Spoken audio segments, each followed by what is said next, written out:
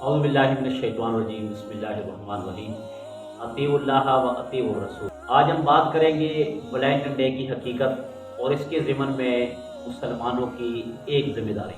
یہ جو ہم مسلمان جاہلوں کے طریقوں پر چل کر جب بھی فیبرری کا مہینہ آتا ہے تو ہم اس میں ویلنٹائن ڈے مناتے ہیں، بالخصوص مسلمان لڑکوں اور مسلمان لڑکیوں سے مخاطب ہوں۔ کیا آپ کو پتہ ہے کہ یہ ویلنٹائن ڈے کی حقیقت کیا ہے اور یہ کہاں سے شروع ہوئی؟ ویلنٹائن ڈے تیسری صدی عیسوی کی بات ہے۔ ویلنٹائن ایک پادری، عیسائی پادری کا نام تھا، اور یہ عیسائی پادری جس کا نام ویلنٹائن تھا، یہ ایک پادریہ پر عاشق ہو گئے۔ ان کی آپس میں عاشقی اور مشوقی چل رہی تھی، اور آپ کو یہ بات بھی پتہ ہونی چاہیے کہ عیسائی مذہب میں، عیسائی دین میں، پادری جو ہوتا ہے نکاح کرنے کے بعد بھی اپنی بیوی کے ساتھ ہم بستری نہیں کر سکتے۔ یہ عیسائی مذہب میں ہے۔ اب یہ کیا ہوا، یہ دونوں ایک دوسرے پر فدا ہو گئے، عاشق ہو گئے۔ جب یہ اس پادری کا بڑا دل کیا اس کے ساتھ صحبت کرنے کا، اس کو حاصل کرنے کا، اس نے یہ ڈرامہ رچایا۔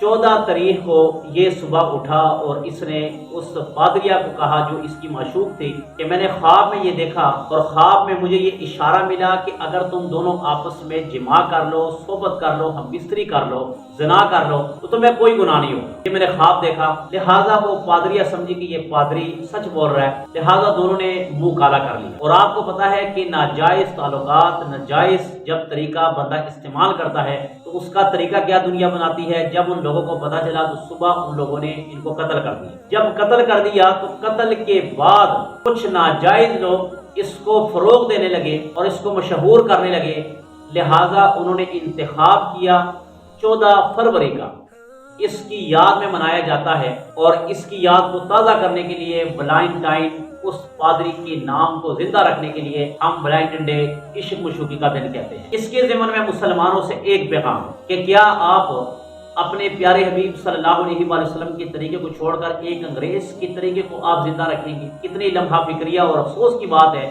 کہ ہمارے حضور تو ہمیں یہ کہہ کے گئے لقد کان لکم فی رسول اللہ اسوۃ حسنہ، کہ تم نے میرے راستے پر چلنا ہے، میرے راستے پر چلو گے ہدایت پاؤ گے، اور جب میرے اور اللہ کے راستے سے ہٹ جاؤ گے تو تم گمراہی کے گڑھے میں گر جاؤ گے۔ اب مسلمانوں سے یہ گزارش ہے کہ کیا اس دن میں ایک نوجوان کسی غیر محرم بیٹی کو پھول دے تو وہ ہاتھ کاٹنے کے قابل ہے، نہ کہ وہ ہاتھ چومنے کے قابل ہے۔ لہٰذا ان دنوں پر، ان رسومات پر اپنے بیٹے بیٹیوں پر، اپنے گھرانوں ارد گرد میں کھڑی نظر رکھیں۔ اور دوسری بات، مسلمان اپنی غیرت ایمانیہ کا ثبوت دیتے ہوئے یہ جو حقیقت آپ کو میں نے بتلائی اس کا بالکل بائیکاٹ کرے، اور کوسوں دور اس کا ہمارے ساتھ کوئی تعلق نہیں، بلکہ ہمارا تعلق قرآن اور حدیث کے ساتھ ہے۔